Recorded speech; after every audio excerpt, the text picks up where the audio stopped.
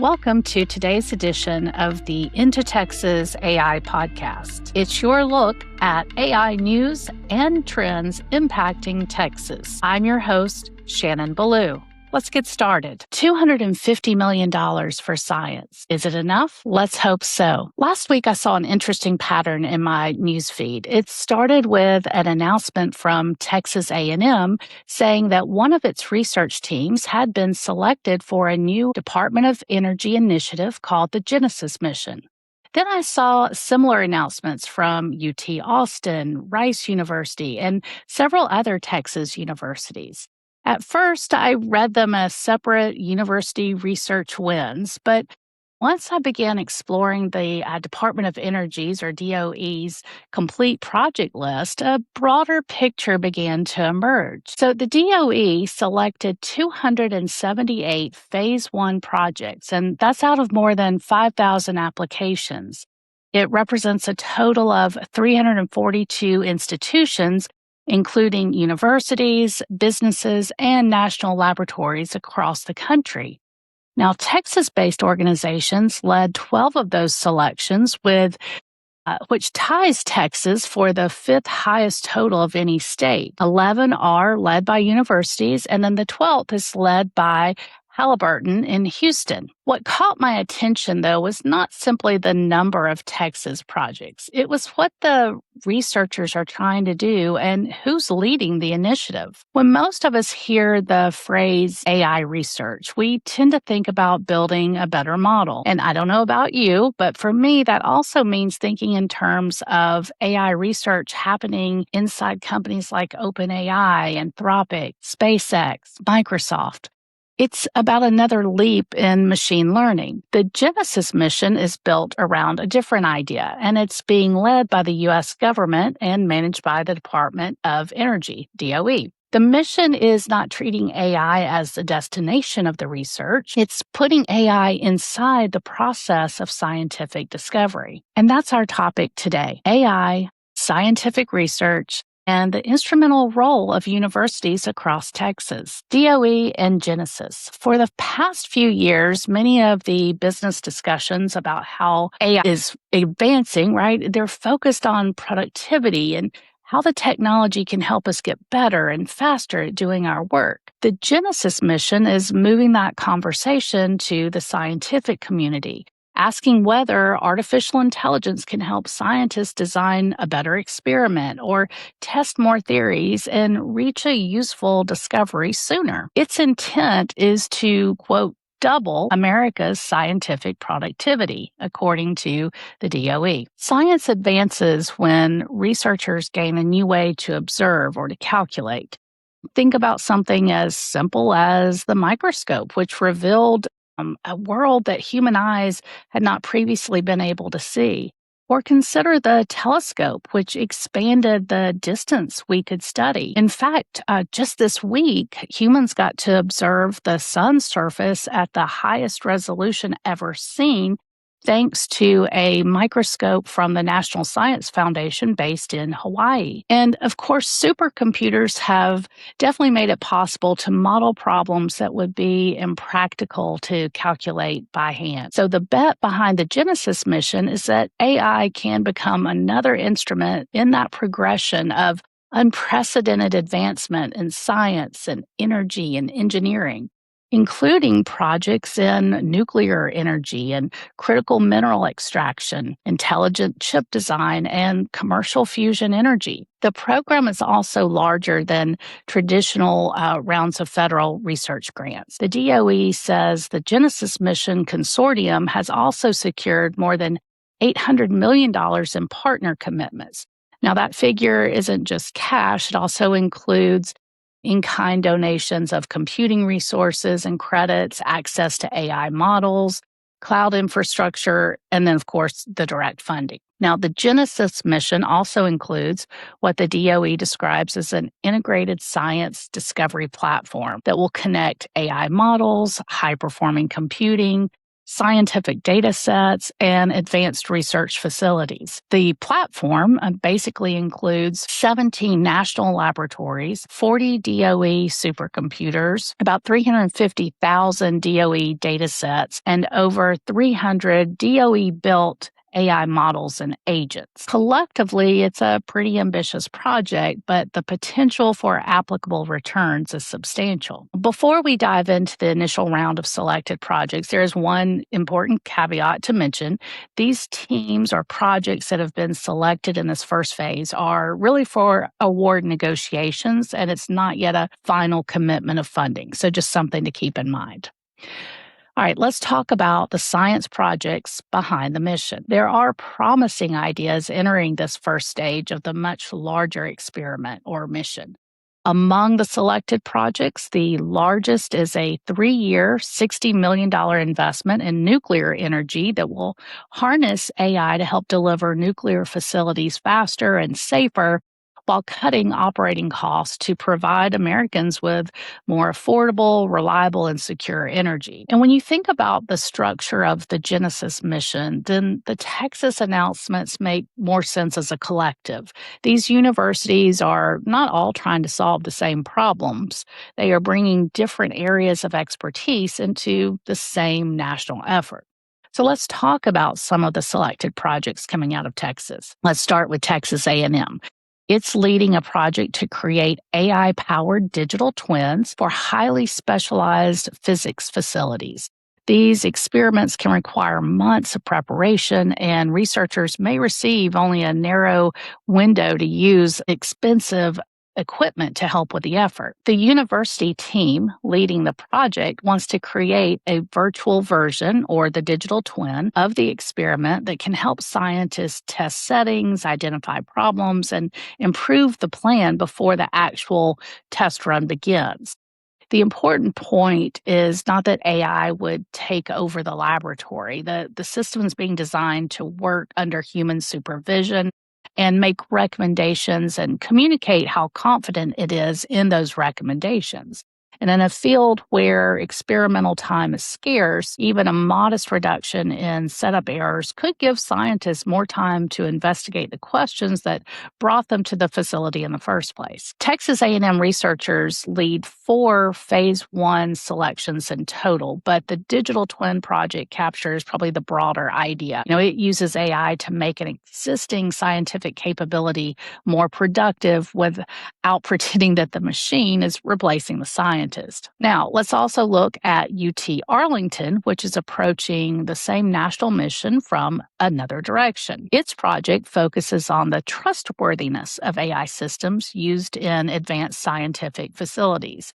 Many of those facilities rely on control software that monitors equipment and helps guide decisions in real time. As AI becomes part of that environment, researchers need to know when a model is behaving normally, when its output may be unreliable, and when a failure or cyber attack could affect an experiment. The team at the university is developing a real-time trust layer that can monitor model behavior and prevent suspicious output from reaching scientific operations. That may sound like a highly specialized problem, but the underlying question is familiar to almost every business leader considering the use of AI, right? It's not enough for a system to produce an answer. People also need a practical way to judge whether the answer deserves to be used. And then there's UT Austin, which gives us a different view of the mission's breadth. 5 university teams are participating, with 2 leading phase 1 projects and 3 serving as research partners. The work ranges from using AI and high throughput experiments to design proteins that can recover rare earth elements to developing safety focused robots that can handle repetitive or hazardous laboratory tasks. UT researchers are also contributing to projects involving advanced manufacturing, fusion reactor components, and even nuclear energy development. Those projects are all technically different, but they do share the same business logic. Researchers are using AI where the current process is slow or expensive or just physically demanding and difficult to scale. All right, let's also now take a look at Rice University, who is also selected. It actually has two phase 1 projects that make that point from yet another angle. One team is working on AI methods to reduce optimization bottlenecks in quantum computing. The other is creating a feedback loop between AI and automated biological experiments to improve the production of strategically important fuels, chemicals, and various materials. In both cases, the researchers face an enormous number of possible combinations. AI gives them a way to move through that space more intelligently, while the experiments produce new data that can improve the overall models. That back and forth relationship between computation and physical testing may be one of the most important ideas inside the Genesis mission when you think about the ultimate goal of doubling scientific productivity as a whole. Now, let's move over to Texas State, which is contributing both as a project lead and as a partner. Its lead project, called Optics, addresses a problem that will become more common as scientists use generative AI to write code. Producing code quickly does not guarantee that the code will run efficiently on a supercomputer. The Texas State team is developing a foundation model that can understand scientific software and help improve its performance on those high powered computing systems. Then you have a second Texas State team working through a subaward from Pacific Northwest National Laboratory to improve water forecasting for energy planning. That project uses AI to reduce errors before complex Earth system forecasts begin, with the goal of producing more reliable predictions about water availability weeks or months ahead of time. And this is probably a good reminder that the infrastructure behind AI enabled science is not only data centers and chips, it also includes the software, models, and forecasting systems that researchers depend on every day. All right, finally, let's take a look at the University of Houston, which has a team developing a physics informed AI model to predict how heat moves through molten salts used in advanced fission and fusion systems. The most accurate simulations can be too computationally expensive for routine engineering work, while simpler models can introduce too much uncertainty. The University of Houston project is trying to create a faster middle ground that still follows the laws of physics and identifies where its own predictions may be unreliable. That combination of speed and self awareness is important. In high stakes engineering, a faster answer is only useful when researchers understand its limits. Now, I also want to highlight the 12th Texas led phase 1 selection, which comes not from a university, but from Halliburton, based in Houston. Its project will use physics informed AI to improve predictions about subsurface fracture connectivity for simulation control. This project serves as a good reminder that the DOE's Genesis mission is designed as a collaboration framework across public and private institutions with shared scientific challenges. The opportunity. When I step back from all of these individual projects and look through that Texas lens, I realize that this isn't about any one university having the strongest AI program. It's about the depth of expertise spread across the state of Texas. Texas researchers are applying AI inside fields that they've spent years learning and trying to understand. And the advantage does not come from abandoning that domain knowledge, it comes from combining it with new computational tools. And that is why the projects can look so different and still belong as part of the same collective mission. There's also a useful lesson here for business leaders. Companies sometimes approach AI as though the first task is to find an AI use case. These research teams started with a real constraint inside a field they already understood. They knew where experiments were losing time, where software created bottlenecks, and where trust could break down. AI entered into the story because it offered a credible way to improve that process. And that's really the same way that as business leaders and inside of companies, the same way we need to look at AI. And, because that is a much stronger starting point than adopting the technology first and then searching for a problem later. The next question is what happens after these phase one selections? What happens with all of these projects? What comes out of it? Well, phase one is designed as a 9-month demonstration period with awards expected to range from $500,000 to $750,000. The teams are supposed to show that an AI-enabled scientific workflow can produce a measurable improvement in discovery or prediction or experimentation. Successful phase one teams may also compete for much larger multi-year phase two awards in future cycles, although the DOE has allowed teams to apply directly for those phase two funding opportunities in this current round. UT Austin is actually already participating in the only phase two project announced so far.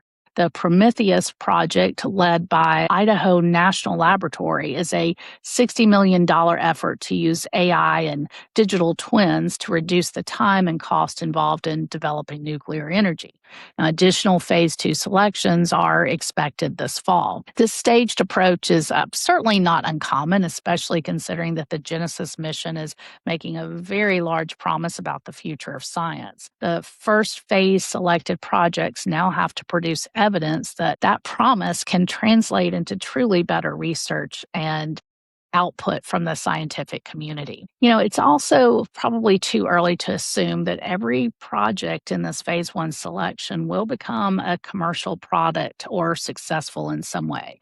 But what the Genesis mission may do is really create more opportunities for useful tools and intellectual property and industry partnerships to emerge from research that may otherwise remain disconnected. Of course, that does not mean that every claim about AI-driven science should be accepted without scrutiny. Again, the projects still have to prove that the models are reliable, that the workflows are reproducible, and that the faster output actually produces better science. The fact that trust, uncertainty, and human supervision appear so often across the Texas projects tells me that the researchers really understand that challenge and are addressing it as part of their planned projects. It's also encouraging to see the range of institutions across Texas that are truly capable of contributing to the same national effort from very different directions. And that kind of breadth is part of the innovation infrastructure a state like Texas needs if it wants to participate in the industries that come after this current AI investment cycle. Long before a scientific breakthrough becomes a product, someone has to ask a better question and then find a practical way to test it. And that's what is happening now. And someone has to fund it. So for just a moment, let's go back to the money behind the Genesis mission. This is the money that's funding all of this work across universities and national laboratories. First phase funding awards total around $250 million. And to date, as we've mentioned, the DOE has also announced in-kind partnership contributions totaling $800 million. Now, I just want for a moment to consider that SpaceX, in its first post-IPO earnings call earlier this week, stated that it had invested over $18 billion in AI infrastructure for the company in a single 3-month period. And in Microsoft's latest earnings call, it said it expects to spend roughly $175 billion on AI infrastructure for the 2026 calendar year. Other companies such as Amazon and Alphabet, with budgets in excess of $200 billion, are expected to spend between 60% to as much as 85% of those budgets on AI related spending and investments. Now, I certainly don't mean to pick on these companies. I'm just pointing out that there is a lot of money circulating today, well beyond the current funding levels we're seeing with the government's Genesis mission. And I think there's an opportunity for more commercial entities to also help accelerate scientific discovery with AI. Now, the real takeaway, remember that some of these companies and technologies that shape the next decade may begin with the scientific research and discovery being done by Texas universities today. And that is a worthy investment. That's all for today's episode. As always, thanks for listening to the IntoTexas AI podcast. And if you want more insights about how AI is reshaping Texas, I invite you to subscribe to our podcast and continue listening and watching. In the meantime, I'm your host, Shannon Belew, and I'll see you next time.